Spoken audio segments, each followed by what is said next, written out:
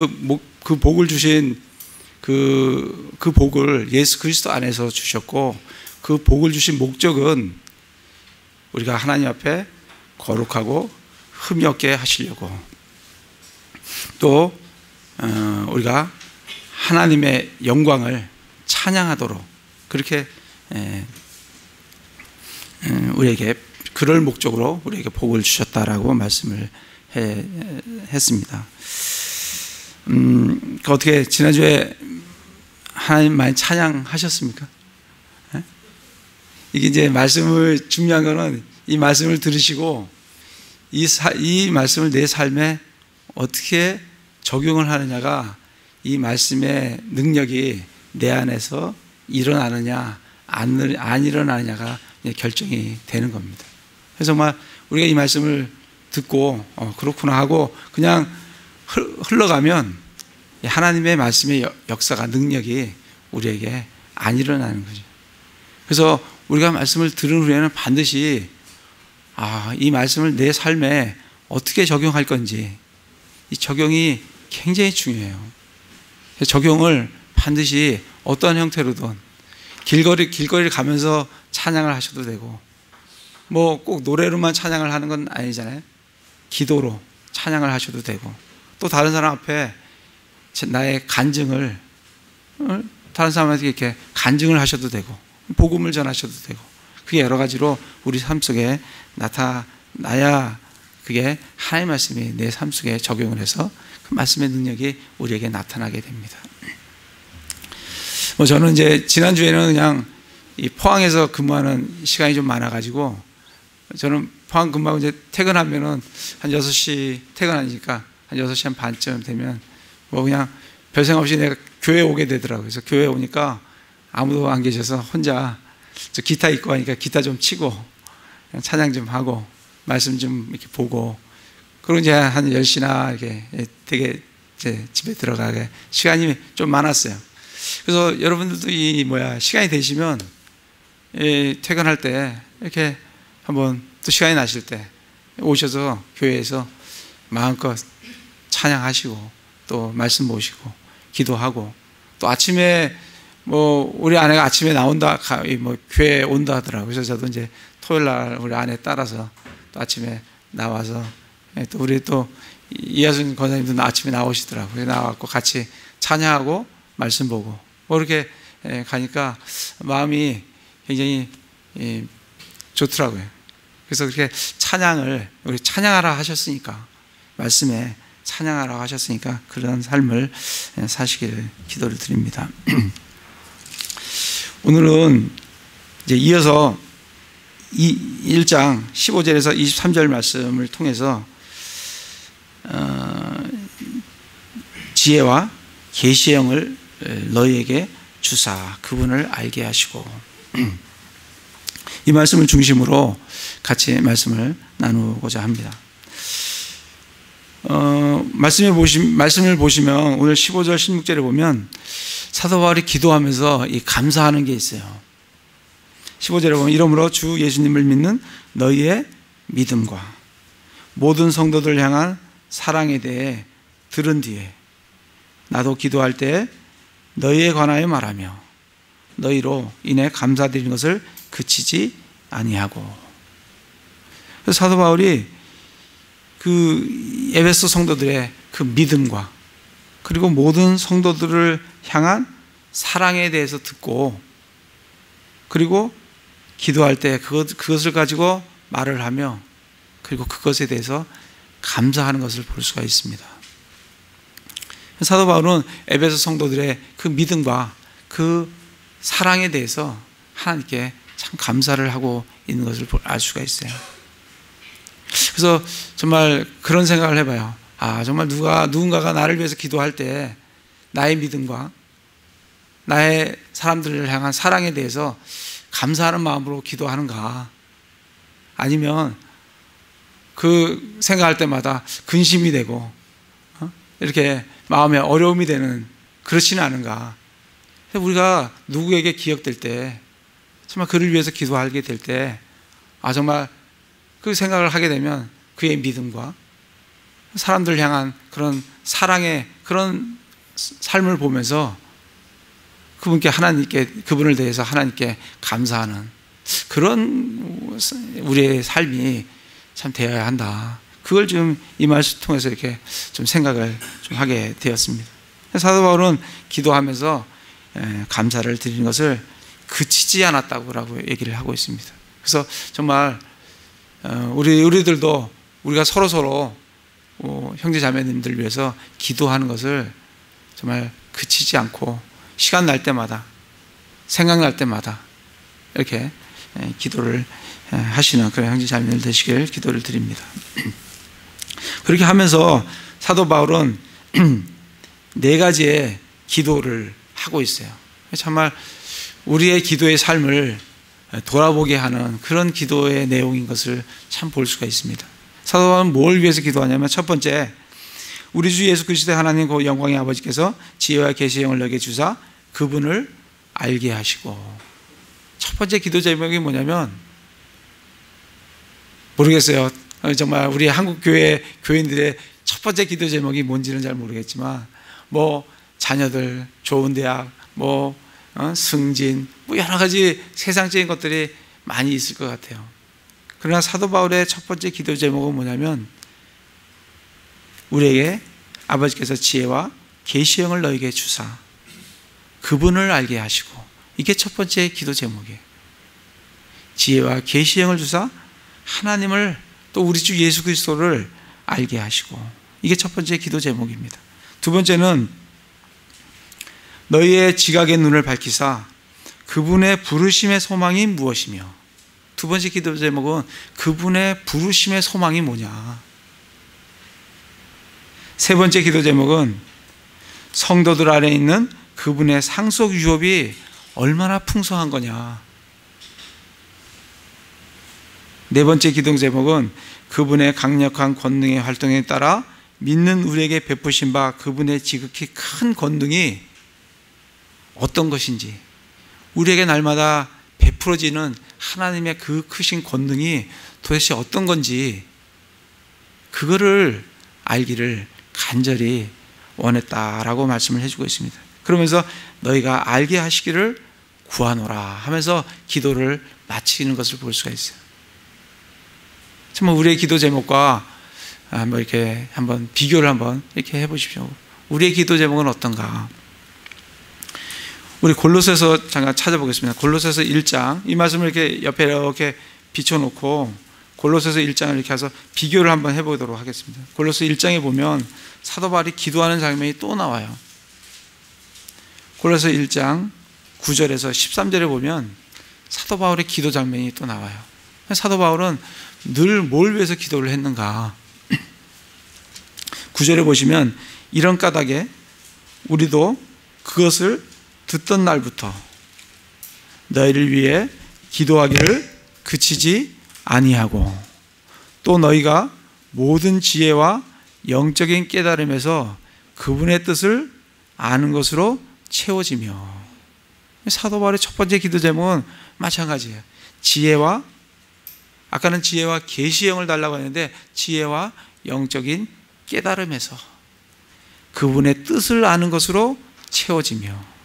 하나님의 뜻이 뭔지, 하나님이 어떤 분이신지, 이게 항상 사도 바울의 기도에 첫 번째에 올라가 있는 것을 볼 수가 있습니다. 정말 하나님이 어떤 분이신지, 그분이 어떤 뜻을 갖고 계신지. 두 번째 기도 제목은 주께 합당히 걸어 모든 일에서 그분을 기쁘게 하고 모든 선한 일에서 열매를 맺으며. 이게 지금 하나님께 합당하게 살라는 얘기죠. 복음에 합당하게 살으라는 얘기입니다. 선한 일에서 열매를 맺으라는 거예요.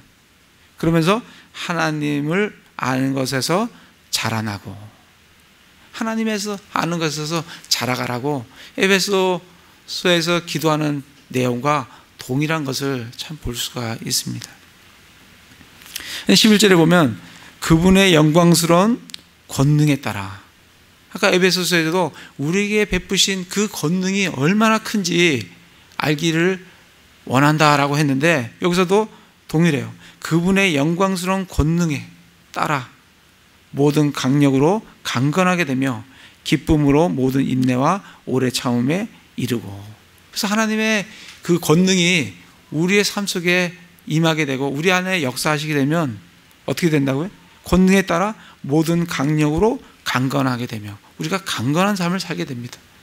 우리의 내적인, 우리의 속사람이 아주 강건하게 돼요. 하나님의 권능에 따라서 뿐만 아니라 기쁨으로 모든 인내와 오래 참음에 이르는 그런 삶을 살 수 있다라고 우리에게 말씀을 해주고 있습니다. 그래서 그거와 기도 제목이 똑같습니다. 12절에 보면 우리를 빛 가운데서 성도들의 상속 유업에 참여하는 자가 되기에 합당하게 하신 아버지께 감사드리기를 원하노라. 세 번째 기도 제목은 에베소서 기도 제목과 같아요. 이 상속 유업이 얼마나 풍성한지 여기서는 뭐라 그랬어요? 우리를 빛 가운데서 성도들의 상속 유업에 참여하는 자가 되기에 합당하게 하신 이 상속 유업에 대해서 기도를 하는 것을 볼 수가 있어요.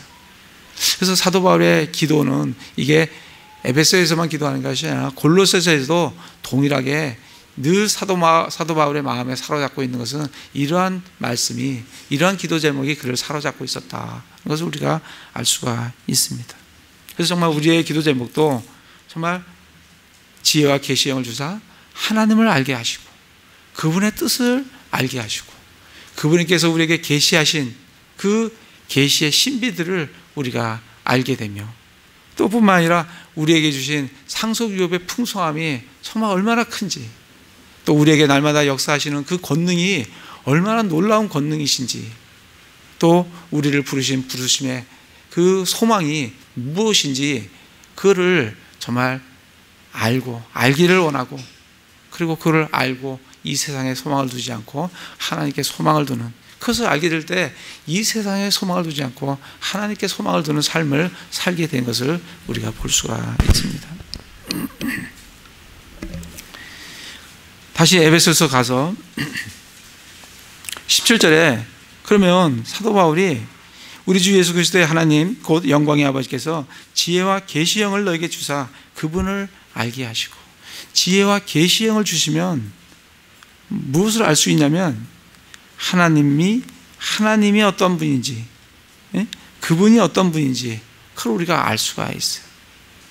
그래서 우리 지난주에 에베소서 1장 1절에서 14절을 보면서 하나님은 어떤 분이신가, 참 하나님은 우리를 세상 창건 이전부터 그리스도 안에서 우리를 택해 주시고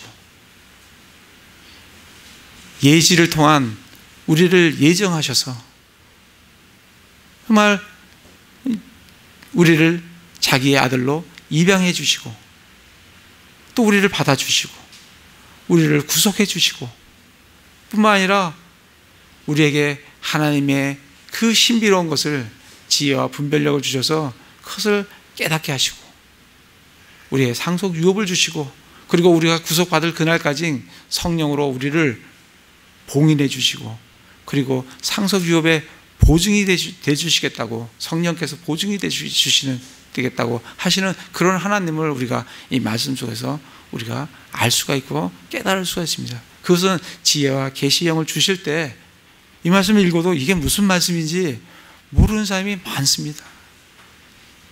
읽는다고 다 알아지는 건 아니에요. 정말 우리에게 지혜와 계시형을 주실 때 우리는 이 말씀이 무슨 말씀인지 우리 마음판에 부딪혀오고 우리가 그 말씀을 알고 깨닫게 됩니다.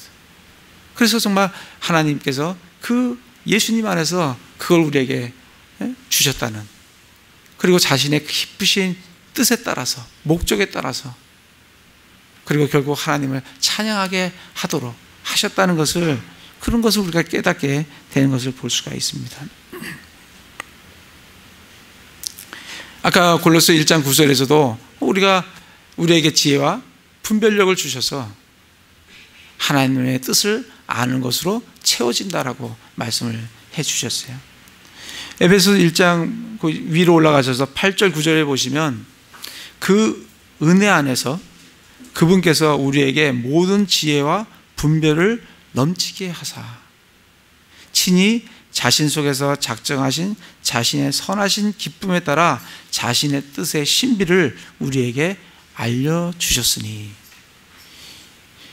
성경은 정말 신비로운 것이 너무 많은 책이에요. 신비롭다는 것은 경이롭다는 거예요. 이 신비는 하나님께서 우리에게 말씀으로 계시해 주시고 알려주시면 우리가 알 수 있는 거예요.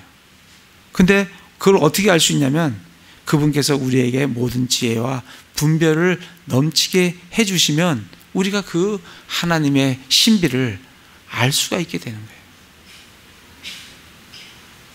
성경을 정말 많이 읽는 것도 중요하지만 하나님께 기도하면서 내게 지혜와 계시형을 주셔서 이 하나님의 말씀이 이게 무슨 뜻인지, 이게 어떤 의미인지 정확하게 알고 읽고 그것이 내 마음에 부딪혀서 내가 그 말씀에 따라 내 삶을 적용해서 변화시키는 놀라운 그런 삶을 사시는 형제 자매들 되시길 기도를 드립니다.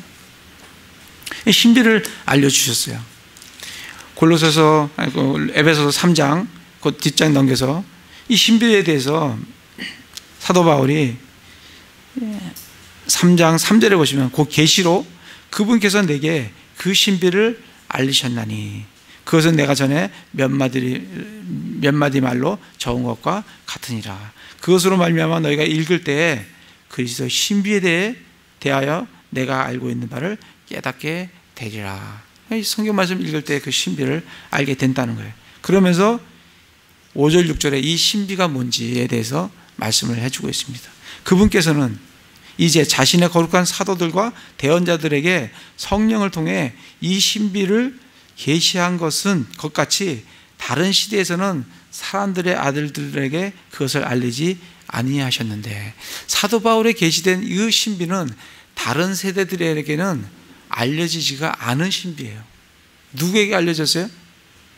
예수님 그 시대에 그 사도들과 거룩한 사도들과 대언자들에게 성령을 통해서 이 신비를 알려주셨어요. 다른 시대 모세나 또 엘리야나 어느 시대에도 이 신비를 알고 있는 사람이 없다는 거예요. 근데 이 신비가 뭐냐? 6절 이 신비는 곧 복음으로 말미암아 이방인들이 그리스도 안에서 동료 상속자가 되고 같은 몸에 속하게 되며 그분의 약속에 참여하는 자가 된다는 것이라. 이게 사도 바울에게 알려준 그 신비라는 거예요. 이 신비를 우리가 어떻게 깨달을 수 있느냐? 우리가 무슨 계시를 받아야 되는 것도 아니고 우리는 지혜와 분별력을 우리에게 주셔서 우리가 이 사도 바울이 우리에게 적어준 이 성경을 읽을 때 우리는 그 계시, 그 신비를 우리가 알 수 있게 됩니다.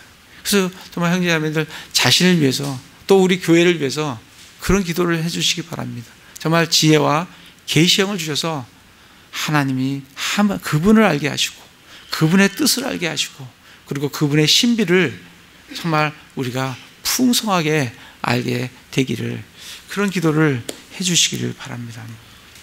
첫 번째가 그거예요. 두 번째는 18절에 보면 너희 지각의 눈을 밝히사. 지각의 눈을 밝히면 그 뒤에 있는 것을 알게 된다는 거예요. 그럼 이 지각의 눈이 도대체 뭐냐? 지각이 뭡니까? 지각하고 내가 사전을 한번 탁 찾아보니까 늦게 오는 것 이렇게 돼 있더라고요. 지각. 그래서 참 이게 요즘 한자를 모르는 우리 젊은 세대들은 지각 그러면 이게 그 늦게 오는 지각인지 이게 뭔지 정말 그럴 것 같아요. 이게 지각은 알지자예요. 그죠? 알지자야. 알고 각자는 뭐예요? 깨달을 각이에요. 알고 깨닫는 거예요. 그러니까 영어로 보면 어떻게 보면 영어가 더 쉬워요. understanding이에요. understanding. 이해하는 거예요. 하나님의 말씀을 이해하는 거예요. 하나님의 말씀을 잘 알고 그걸 깨닫는 거예요. 그 understanding 하는 거예요. 그러니까 understanding의 눈, the eyes of understanding. 그러니까 지각의 눈을 어떻게 해달라고요? 밝혀주시라. 하나님 이 지각의 눈을 밝혀주십시오. 내가 하나님의 성경 말씀을 정말 읽을 때 그걸 잘 이해하고 깨달을 수 있는 그 눈을 지각의 눈을 밝혀주십시오. 그걸 위해서 기도를 한 거예요. 지각의 눈을 밝혀주실 때 이 뒤에 기도 제목 3가지들을 알 수가 있다라고 우리에게 말씀을 해주고 있습니다. 그럼 지각의 눈이 어두워지면 어떻게 되느냐? 에베소서 4장을 한번 가보겠습니다. 에베소서 4장에 보시면 4장 17, 18, 19절에 보시면 그러므로 내가 이것을 말하며 주 안에서 증언하노니 이제부터 너희는 다른 이방인들이 그들의 헛된 생각 속에서 걷는 것 같이 걷지 말라. 헛된 생각 속에서 걷는 것 같이 걷지 말라. 그렇게 말씀하시면서 18절에 그들은 지각이 어두워졌으며, 이 지각이 어두워지면 헛된 생각 속에서 걷게 돼요. 이 세상에서 헛된 생각 속에서 헛다리만 짚다가 살다가 가는 게 지각이 없는 사람들이에요. 지각이 없으면 헛된 생각 속에서 걷다가 이 삶을 마무리를 짓게 됩니다. 지각이 어두워졌으며 깜깜해졌어요. 이게 다큰이에요. 다큰. 딱 브라인드가 쳐져 있는 거예요. 그러니까 안 보이는 거예요. 어두워졌으며 그들 속에는 무지함과, 깨달음이 없으니까 무지한 거예요. 알 수가 없어요. 성경을 읽어줘도 그게 뭔 말인지를, 왜? 지각의 눈이 없으니까 뭔 말인지를 모르는 거예요. 무지함과 그들 마음에 눈먼 것으로 마음의 눈이 멀어버렸어요. 마음의 눈으로 이 성경 말씀을 들어야 되는데 마음의 눈이 멀어버렸어요. 그것으로 인해 하나님의 생명에서 떨어져 있도다. 이방인들은 아예 하나님이 없으니까, 거듭나지가 않았으니까 생명에 떨어져 있지만, 우리 그리스도인들도 정말 믿음을 갖고 있고 생명이 있다 할지라도 그에게 정말 이 지각의 눈이 밝아지지가 않으며 어두워져 있으면 정말 하나님과 멀어진 삶을 산다는 거예요. 떨어지지는 않지만, 우리가 예수님을 믿으면 우리가 구원을 받으니까 우리가 하나님 생명에서 떨어질 일은 없어요. 그러나 구원받은 성도들이라 할지라도 정말 이 지각의 눈이 밝혀지지 않으면 정말 하나님 생명에서 멀어진 그런 하나님으로부터 멀어진, 떨어져 있는 그런 삶을 살아간다는 거예요. 그러면서 19절에 보면 그들이 감각을 지나쳐 자기를 세욕에 내주고 탐욕을 내어 모든 부정한 것을 행하였으되, 이 지각의 눈이 어두워지면 뭐가 센시티브하게 되냐면 육체의 감각이 굉장히 센시티브하게 됩니다. 그러니까 우리는 지각의 눈이 밝혀져야지, 이 지각의 눈이 어두워지면 육체의 감각들이 아주 민감해야 돼요. 그래서 어떻게 돼요? 자기를 세욕에 내주고, 자기를 어디에 내줘요? 탐욕에 내주고, 모든 부정한 것을 행하게 되는 그런 삶을 살게 된다. 그러니까 우리 부지런히 하나님께 그런 기도를 하셔야 돼요. 하나님, 내게 지각의 눈을 밝혀주셔서 정말 부르심의 소망이 뭔지, 그리고 내게 주어진 하늘에 있는 상속유업의 풍성함이 어떤 것인지, 또 나에게 날마다 역사하시는 하나님의 권능이 얼마나 큰 건지, 그거 내가 좀 알게 해 주십시오. 그런 기도를 많이 드리시길 바랍니다. 다시 에베소서를 가서, 지각이 어두워지면 그렇게 돼요. 근데 우리 지각의 눈이 밝아지면 어떻게 되냐면 그분의 부르심의 소망이 무엇이며, 첫 번째 알 수 있는 게 뭐냐면 그분의 부르심의 소망이 뭔지를 우리가 알 수 있다는 거예요. 그분의 부르심의 소망. 그분의 부르심의 소망이 뭘까요? 그분의 부르심의 소망. 우리는 이거를 우리를 불러주신 그런 상급, 그거로도 생각을 하실 수가 있어요. 빌립보서 가보겠습니다. 빌립보서 3장에 보시면 사도 바울이 빌립보서 이렇게 말씀을 적고 있습니다. 빌립보서 3장 14절에 보면 그리스도 예수님 안에서 하나님의 높은 부르심의 상을 받으려고 푯들을 향해 밀고 나아가노라. 아까 부르심의 소망, 그걸 부르심의 소망을 이제 우리가 받을 상급을 소망을 한다라는 의미에서 부르심의 상을 받으려고 푯들을 향해 밀고 나아가노라, 이렇게 말씀을 해주고 있습니다. 그걸 부르심의 소망을 부르심의 상이라고 우리가 그렇게 생각을 하셔도 큰 무리는 없을 것 같아요.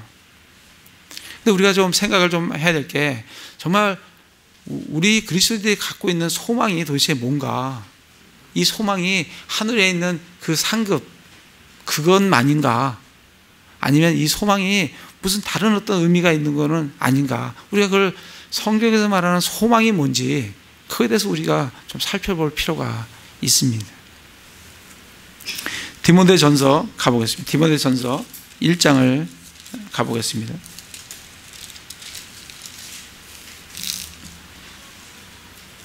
디모데전서 1장에 보시면 소망에 대해서 아주 잘 나와 있어요. 우리는 소망에 대해서 성경에서 얘기하는 소망의 정의를 정확히 알고 계셔야 말씀을 읽을 때 그 의미를 정확히 우리가 알 수가 있습니다. 1장 1절에 보면 하나님 곧 우리의 구원자와 우리의 소망이신 주 예수 그리스도의 명령으로 예수 그리스도의 사도가 된 바울은. 그래서 여기서 소망을 정확하게 정의를 해주고 있어요. 소망이 뭐죠? 소망은 예수 그리스도예요. 우리 예전에 로마서 공부하면서 하나님의 의가 누구라 그랬어요? 하나님의 의는 예수 그리스도예요. 성경에는 이렇게 하나님의 의, 예수 그리스도, 소망, 우리의 소망, 여기서 보면 우리의 소망이신 주 예수 그리스도.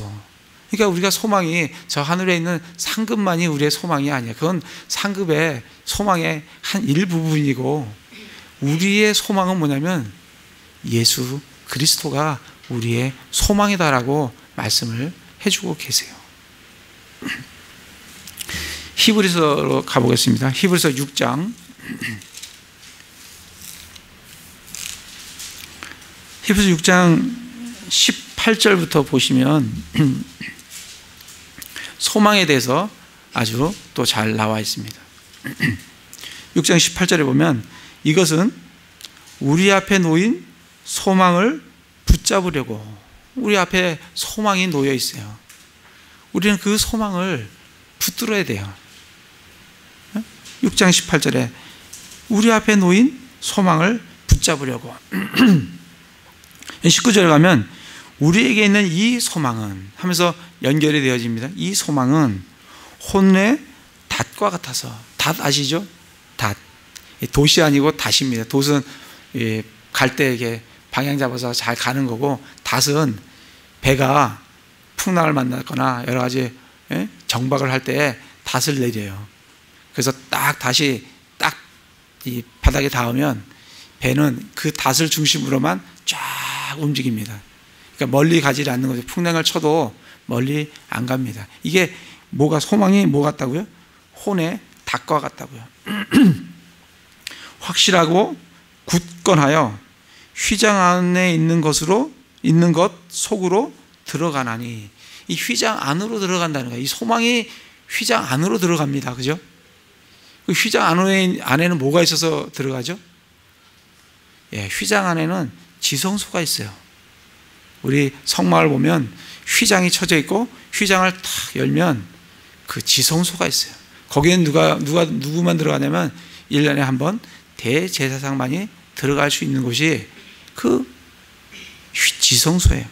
그러니까 소망이 어디로 들어가요? 휘장 안에 있는 속으로 들어간다는 거예요. 그러면서 20절에 앞서 달려가신 분, 곧 예수님께서 멜기세덱의 계통에 따라 영원토록 대제사장이 되사 우리를 위해 거기로 들어가셨느니라. 거기가 어디예요? 예, 지성소. 하늘에 있는 지성소. 그 누가 들어갔어요? 예수 그리스도가 들어가셨어요. 그 예수 그리스도가 누구라고 그러면? 소망이라고. 소망이 들어간다 했잖아요. 18절부터 이 소망이 들어간다고 했잖아요. 이 소망을 우리가 잡아야 되는데 이 소망이 어디로 들어간다고? 휘장 안에 있는 지성소로 들어간다고요. 그게 누구라고요? 우리에게는 대제사장 예수 그리스도께서 하늘에 있는 지성소에 소망이 되셔서 글로 들어가신다고요. 그러니까 소망이 누구냐고요. 소망은 무엇이 아니라 소망은 누구예요? 누구냐면 예수 그리스도가 우리의 소망이라는 거예요. 여러분, 소망을 갖려면 어디에 소망을 둬야 되냐면 우리 주 예수 그리스도께 소망을 두시는 게 진정한 소망이에요. 그 소망을 알아야 내가 소망을 정확한 데다가 딱 갖다 놓을 수가 있어요. 그걸 잘 모르면 그냥 내가 희망하는, 내가 좋아하는, 내가 원하는 그게 소망인지 알고 살아가는데 그거는 소망이 아니에요. 성경에서 얘기하는 그건 소망이 아니에요. 소망은 예수 그리스도가 우리의 소망이라고 말씀을 해주고 있습니다. 갈라디아서 5장을 가보겠습니다. 갈라디아서 5장.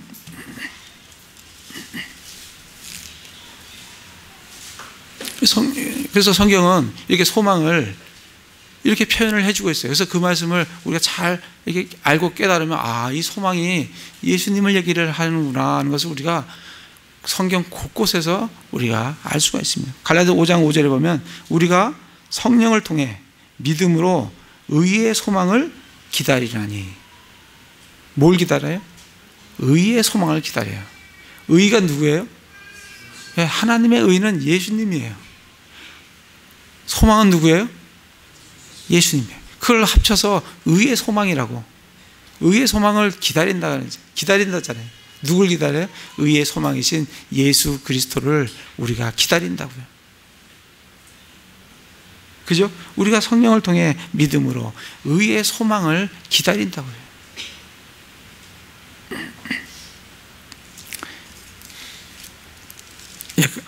로마서, 우리가 지난번에 로마서 했기 때문에 로마서 한번 가보겠습니다. 로마서 5장.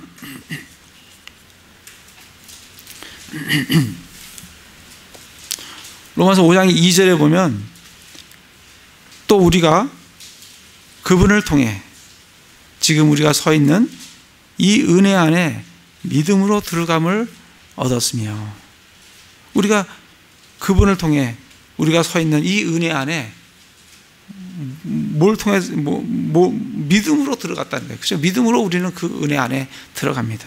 들어가서 뭘 기뻐해요? 하나님의 영광의 소망을 기뻐해요. 이 영광의 소망을 기뻐하는데 이 영광의 소망이 그럼 뭐냐? 영광의 소망을 기뻐한다고 하는데 이 영광의 소망이 도대체 뭐길래 우리가 기뻐해야 되는 거냐? 영광을 기뻐하는 거냐? 영광의 소망? 굉장히 추상적이에요. 영광의 소망이 도대체 뭘 기뻐하라는 거냐, 우리 보고. 그래서 이 영광의 소망에 대해서 골로새서에 보면 영광의 소망이 뭔지 우리에게 알려주고 계세요. 골로새서 가보겠습니다. 골로새 1장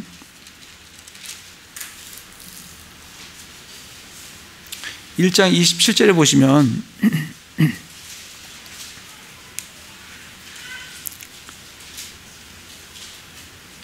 (27절에) 하나님께서는 이방인들 가운데서 이 신비의 영광의 풍성함이 무엇인지 자신의 성도들에게 알리려 하셨는데 이 신비는 너희 안에 계신 그리스도 곧 영광의 소망이니라. 영광의 소망이 누구라고요? 예수 그리스도가 영광의 소망이에요. 그렇기 때문에 아까 로마서 5장 2절에 영광의 소망을 기뻐하느니라 할 때 뭘 기뻐해야 되는, 그거 영광의 소망이 뭔지 모르면 이거 내가 뭘 기뻐해야 되는 거지? 그걸 모르는 거예요. 그러면 우리 골로새 1장 27절에 그리스도 곧 영광의 소망이니라 라고 알려주시니까 이 영광의 소망이 예수님을 나타내시는구나. 그것 때문에 우리가 예수님을 기뻐할 수 있는 거예요. 그분의 재림을 기뻐할 수 있는 거예요.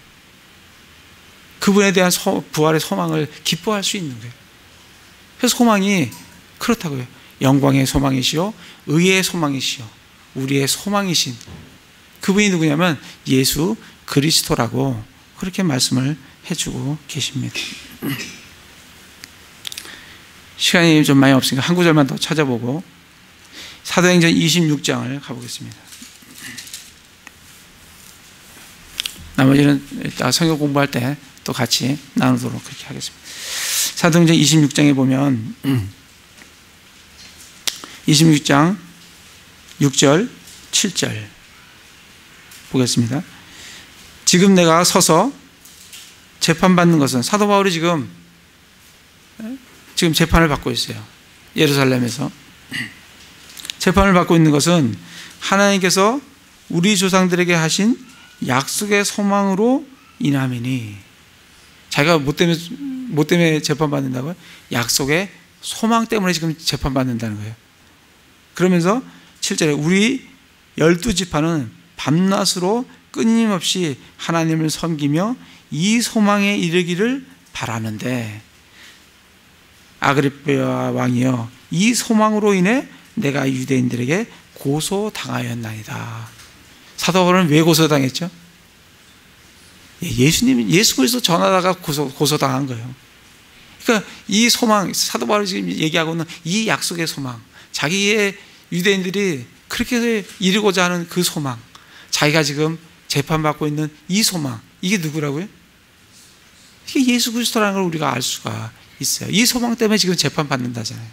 사도 바울이 뭐 때문에 재판받겠어요? 저 상급 바라보다가 예루살렘에 가서 재판받겠습니까? 물론 상급도 우리의 소망 중에 하나지만 사도 바울은 지금 예수 그리스도 전하다가 그 약속의 소망이신 그 예수님을 전하다가 지금 재판을 받고 있는 거예요.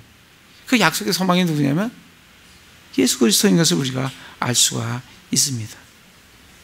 그래서 다시 이제 에베소서로 와서 그러면 에베소서에 우리가 이 말씀을 좀 잘 이해할 수가 있습니다.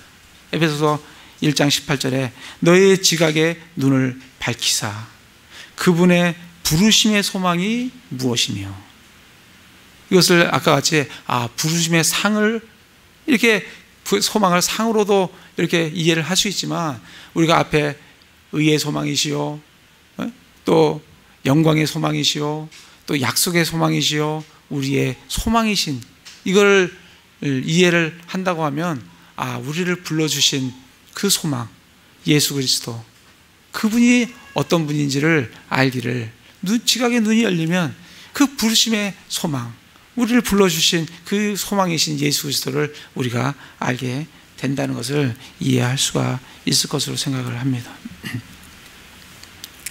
그게 첫 번째예요. 지각의 눈을 밝혀주면 우리가 그 부르심의 소망이 뭔지 우리가 알 수가 있어요. 예수님을 알 수 있다는 거예요. 두 번째는 성도들 안에 있는 그분의 상속 유업이 왜 영광이 얼마나 풍성하며 저는 이 말씀을 읽으면서 이 상속 유업이 어디에 있냐면 성도들 안에 있다는 거예요. 지금 내 안에 있다는 거예요. 이 상속 유업이 저 멀리 하늘에 있는 게 아니라 이미 주어졌기 때문에 누구한테 있냐면 성도들 안에 있는 내 안에 상속 유업이 있다는 거예요. 여러분들은 여러분의 상속 유업이 얼마나 큰지 아십니까? 아마 세상적으로 얘기하면 누구의 아들이면 내가 얼마 정도 상속받겠구나 자기 계산해 보면 대충 알겠죠. 우리 그리스도인들에게는 그거하고 비교할 수 없는 상속 유업이 우리에게 있다는 거예요. 그 상속 유업이 얼마나 풍성한지를 좀 알게 되기를 원한다. 그러면 우리에게 주어진 상속 유업이 얼마나 큰 건가? 우리 히브리서 한번 가보겠습니다. 히브리서 1장 2절 한번 가보겠습니다. 1장 2절에 보면 하나님께서 예수님에 대해서 이렇게 말씀하세요. 이 마지막 날들에는 자신의 아들을 통하여, 이 자신의 아들이 누구예요? 예수 그리스도예요. 하나님의 아들 예수 그리스도를 통하여 우리에게 말씀을 하세요. 그분을 모든 것의 상속자로 정하시고, 예수님을 뭐로 정했다고요? 모든 것의 상속자로 정했어요. 예수님이 모든 것의 상속자라고요. 그러면 우리 예전에 말씀 다 찾기는 어려우니까 로마서 8장 17절에 보면 우리를 하나님의 상속자 곧 그리스도와 공동 상속자라는 말씀을 우리 많이 나눴습니다. 우리는 예수님과 공동 상속자예요. 예수님이 모든 것의 상속자면 우리는 어떻게 되는 거예요? 공동 상속자라니까, 공동 우승자라니까요. 공동 우승자면 예수님이 모든 것을 상속받으면 우리도 함께 모든 것을 상속을 받습니다. 그래서 에베소 3장 6절에는 뭐라고 그랬어요?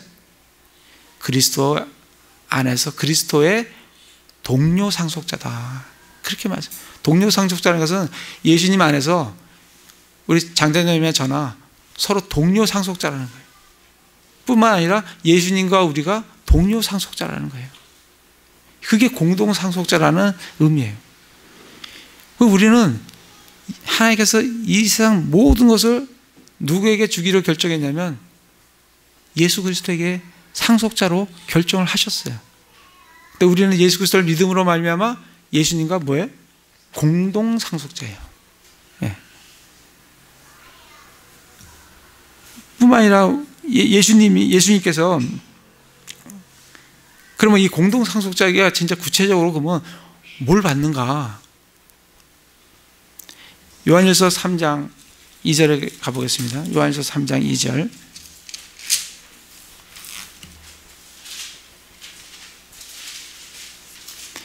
(3장 2절에) 보시면 사랑하는 자들아 이제 우리는 하나님의 아들들이라. 우리가 앞으로 어떻게 될지는 아직 나타나지 아니하였으되 그분께서 나타나시면 우리가 그분과 같게 될 줄 아노니 이는 우리가 그분께서 계신 그대로 볼 것이기 때문이라.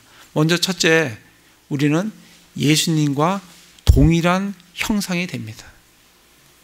예수님께서 부활하셔서 승천하시고 하늘 보좌에 앉히신 것과 같이 우리도 예수님과 동일한 형상으로, 그분과 동일한 형상으로 지금 우리가 변화된다는 거예요. 그게 첫 번째 우리가 받는 상속 유업이에요. 예수님과 동일한 형상이에요. 그래서 형상적으로 우리는 예수님과 동일한 형상을 갖습니다. 두 번째는 우리 에베소서 2장 6절에 가보겠습니다. 에베소서 지금 하고 있는 에베소 6장에 가시면 하나님께서 에베소서 1장 20절, 21절에 보면 20절에 보시면 그분께서 그리스도를 죽은 자도 살리시고 하늘의 처소들에서 자신의 오른편에 그분을 앉히셨어요. 하나님께서 예수님을 어디에 앉히셨어요? 하늘 처소들에 하나님 오른편에 딱 앉히셨어요. 그러면 공동 상속자는 어디에 앉게 되겠습니까? 예, 그 옆에 앉는 거예요. 2장 6절에 보십시오. 또 함께 일으키사, 우리를 일으켰어요. 그럼 어디에 앉혀요? 그리스도 예수님 안에서 우리를 하늘의 처소들에 함께 앉히셨으니. 우리가 지금 앉을 거가 아니에요. 이거 과거 시제로 되어 있어요. 이미 우리는 영적으로 하나님 보좌 예수 그리스도 옆에 우리의 자리가 마련되어 있고 거기에 우리가 앉혀져 있어요. 왜? 우리는 예수님과 공동 상속자예요. 동료 상속자라고요. 그러니까 형상도 예수님과 동일하게, 또 신분도 예수님과 동일하게, 그 예수님 옆에 우리가 동일하게 앉혀지게 됩니다. 그게 에베소서 2장 6절 말씀이에요. 뿐만 아니라 예수님께서 하신 일과 동일하게 우리도 예수님과 동일한 일을 하게 됩니다. 예수님께서 이 땅에 오셨을 때 회개하라, 하늘의 왕국이 가까이 왔느니라 라고 선포를 하셨어요. 그런데 하늘의 왕국의 왕의 전령인 누구예요? 침례자 요한을 죽이고 또 예수님을 왕이신, 하늘의 왕국이신 왕이신 예수님을 죽이면서 핍박하고 죽이면서 그 하늘의 왕국은 예수님이 이 왕국은 이 세상에서 여기서 나지 아니한다라고 하면서 그 왕국은 신비 속으로 들어가게 됩니다. 근데 그 하늘의 왕국이 언제 세워지냐면 요한계시록을 가보겠습니다. 요한계시록 11장 이 하늘의 왕국이 언제 세워지냐면 7년 대환란이 다 끝나면 하늘의 왕국이 세워지게 돼요. 이 땅에 세워집니다. 요한계시록 11장 15절에 보면 일곱째 천사가 나팔을 불매, 이 나팔이 불 때 하늘의 왕국이 세워져요. 나팔을 불매 하늘에 큰 음성이 들이 있어 이르되 이 세상의 왕국들이 우리 주와 그분의 그리스도의 왕국들이 되었고, 이 세상의 왕국들이 어떤 누구의 왕국이 된다고요? 우리 주와 그리스도의 왕국이 된다고요. 그래갖고 어떻게 돼요? 그분께서 영원 무궁토록 어떻게 해요? 통치한다고요. 예수님이 이 하늘의 왕국이 예수님이 영원 무궁토록 통치를 한다라고 말씀을 해주고 있습니다. 그러면 공동상속자인 우리는 어떻게 돼요? 우리도 통치해야죠. 우리도 통치를 합니다. 요한계시록이니까 그 뒤로 가보세요. 앞으로 가보세요. 요한계시록 5장 9절에 보시면 9절 10절에 보시면 그들이 새 노래를 불러 이르되 주께서 그 책들을 취하시고 그 책의 봉인들을 열기에 합당하시나이다. 주께서 죽임을 당하시고, 이 주는 예수님이 죽임을 당하시고 주의 피로, 예수님의 피로 모든 족속과 언어와 백성과 민족 가운데서, 이게 보면 이건 이스라엘이 아니고 누구예요? 이방인들이에요. 모든 족속 얘기를 하죠. 언어, 백성, 민족 가운데서 이방인들을 구원하사 구속하사 하나님께 드렸어요. 그리고 어떻게 해요? 또 우리 하나님을 위해 우리를 구속받은, 우리 교회를 구속받은 성도들을 어떻게 해요? 왕과 제사장으로 삼으셨으니 우리가 땅에서 통치하리이다. 예수님이 통치를 하시니까 우리도 예수님과 동일한 공동상속자로서 저 하늘에서 통치하는 게 아니라 이 땅에서 통치를 하는 거예요. 예수님과 동일한 그런 상급을 가지고 예수님이 통치를 하시니까 우리도 통치를 하는 거예요. 그게 우리가 앞으로 이 하늘 왕국에 가서 가질 우리의 잡이에요. 잡. 우리의 직업이라고. 통치자라고. 통치자. 고린도전서를 가보겠습니다. 고린도전서 6장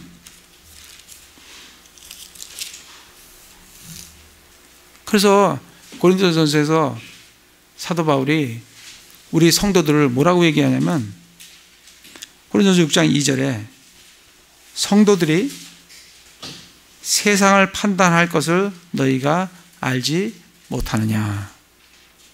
3절에 우리가 천사들을 판단할 것을 너희가 알지 못하느냐.